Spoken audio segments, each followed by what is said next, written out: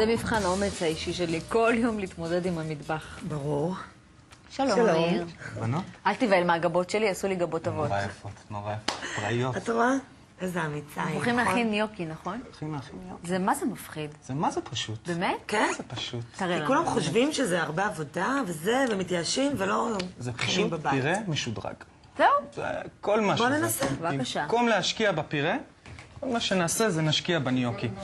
יש לנו פה תפוחי אדמה שבושלו ורוסקו, בעצם למחית קצת חלקה כזאת. איך אנחנו יודעים לבחור את התפוחי אדמה? עדיף האדומים. האדומים יותר טובים, הם עם הרבה פחות עמילן. הם מתוקים? לא, אבל מתיקות, הם מאוד מאוד קמחיים. והם מה שיתנו לנו את הבסיס המצוין הזה בעצם לניוקי. במקום קמח תפוחי אדמה, אנחנו משתמשים בעצם בתפוחי אדמה עצמם. כן. כן. לתפוחי אדמה האלה אנחנו מוסיפים חלמון אחד של ביצה, מעט חמאה. יפה שזה מעט. מעט. יפה. וקמח. הקמח בעצם ידביק לנו את כל התערובת הזאת. אנחנו נטבל את זה. קמח רגיל? קמח רגיל, קמח לבן. נטבל את זה במלח, שוב, לפי הטעם. אפשר להשתמש בקמח תפוחי אדמה? כן, אבל בשביל מה? הקמח תפוחי אדמה נמצא בתוך התפוחי אדמה כבר. ממש אין צורך, זה יצא טעים. ולהתחיל לערבב, בעצם לעשות את זה לבצק אחיד. אפשר להוסיף, אם התפוחי אדמה לחים ורטובים, מוסיפים עוד קצת קמח, אם הם פחות, מרגישים את זה. פחות, בדיוק, איך שרוצים אותם. יש בצק אחיד. עד שיש בעצם בצק אחיד, אנחנו לשים אותו, עטפים אותו בניילון ומכניסים אותו למקרר בסביבות השעה, שעתיים שיתייצב. סיימנו. סיימנו. יש לנו אותו פה. יש לנו את הבצק הזה, הוא קצת מקומח, הוא קצת דביק, אנחנו נראה אותו, בעצם ניקח חתיכה אחת, נקמח את הידיים ואת הבצק, ניצור לנו צינור באיזה עובי שאנחנו רוצים. זה הכיף גם בניוקי בבית, תעשו איזה צורה שאתם רוצים. מה שבא לכם, עגולים, לא ריבועים. חייב כמו במסעדות. אולי זה מלחיץ עדיף בגלל שלא. שזה נראה במסעדות כמו קונכייה כזאת וזה, ואתה אומר, איך אני אצליח לעשות את זה? הנה, ככה והנה, תצליחי. זה ממש קחי קמח. התפוחי אדמה עושים אותו. לא, אני אעשה את האחר. את תעשי את החיתוך, את לא בענייני להתלכלך מקמח. הנה, בבקשה. העיקר היא צריכה להתמודד כל יום עם מה הכניסה לעשות? למטבח. מה שבא לי? מה שבא לך, גדולים, קטנים, ארוכים, עבים, איזה קל זה באלכסון, לחתוך את ישר, זה? מה שבא לך. בבקשה. איזה איזה יפים, איזה ניוקי מדהימים. מדהימים. את הניוקים האלה בעצם אנחנו מבשלים כמו כל פסטה ביתית אחרת. איך? מאוד מאוד בקלות. מים רתוחים עם מלח, המים כבר רותחים לנו שם למעלה.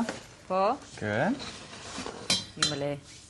מה הטמפרטורה צריכה להיות כדי שהם לא יתפרקו אולי? לבעבע. המים צריכים לבעבע. כן. המים חייבים לבעבע.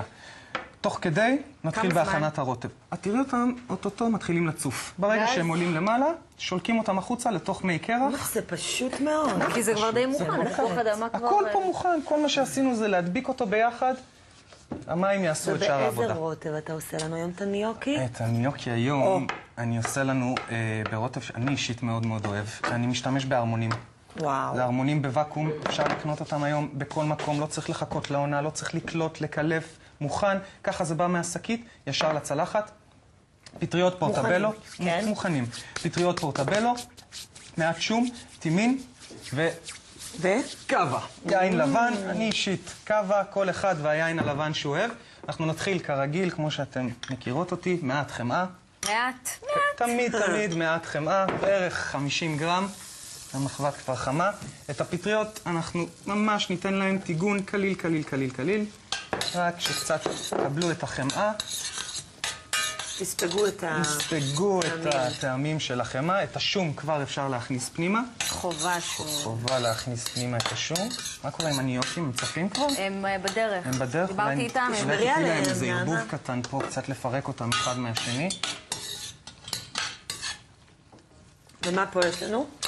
זה הסיומת. פה, אני היום בחרתי להשתמש בגבינת רוקפור. כל אחד יכול לסיים את הפסטה איך שהוא רוצה. פרמיז'ן, גבינת צהובה, גבינת פטה, גבינת עזים, כל אחד מה שהוא אוהב. אנשים קשה להם עם רוקפור, לא כולם אוהבים את זה. הפטריות והשום וההרמונים, יחד עם הרוקפור והתפוחי אדמה, מבחינתי... שילוב מנצח. אני אוהב את זה מאוד. והרמונים עכשיו אפשר להשיג כל השנה. תמיד. במכולת שלי מתחת לבית יש הרמונים. נכון? ממש. גם לא יקרים. שום דבר, 6-7 שקלים, היקרנים יותר.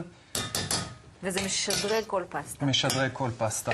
לפה אנחנו נוסיף מעט, בערך חצי כוס יין לבן. אני שוב... וזה אתה יכול להתפרע. עם זה אני יכול להתפרע. והרוטב פלוס מינוס מוכן. טימין, 1. ככה? 2, כן, אנחנו נוציא אותו אחר כך. הטימין נתקע בשיניים, הוא לא מאוד לעיס, הוא נותן כזה... את הארומה שלו. את הארומה שלו, בדיוק. זהו, הרוטב הזה יתחבר, יצטמצם.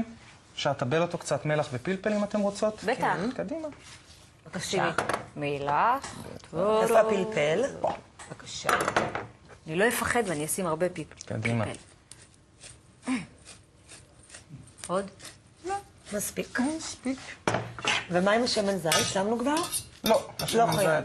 לא חייב. אפשר לערבב אותו יחד עם החמאה, לקבל, שוב, קצת יותר מרקם, קצת יותר טעם. זהו, הרוטב שלנו מוכן. הניוקי צפו להם שם? הניוקים במגמת ציפה. אוקיי.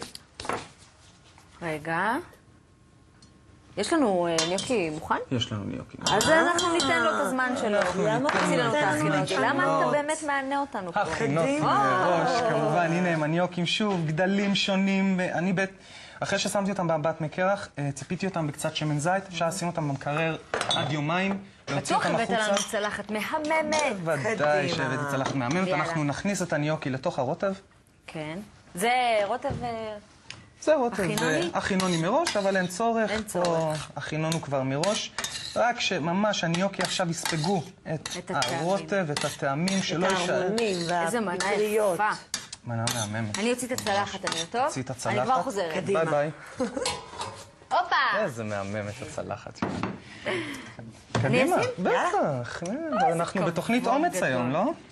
איזה אמיצה. ראית? ואנחנו נסיים איך אפשר בלי... בפינת רוקפור. אני אשים פה, לא על הכל, אולי אנשים פה קצת יפחדו. מי זה אנשים? אני לא ומירית יודע. נאכל פה את כל אנחנו המושב. אנחנו אמיצות היום. היום אנחנו באומץ. גם רוקפור זה סוג של אומץ, בהחלט.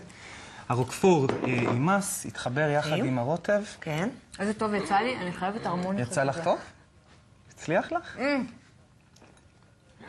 מדהים, ממש מדהים. טעים. יופי. מעולה. זהו, לא נראה לי אמיץ כל כך. לא מפחיד. לא מפחיד. לא מפחיד. לעשות, להתגבר, זה צריך כל כך להתגבר. קל, באמת. באמת קל. טעמת את הרוקפור? תודה רבה. אני כן. אנחנו נחזור לזה אחרי... התוכנית תיגמר, נסיים את המנה, אל תדאגי. תודה. תודה. תודה לכם.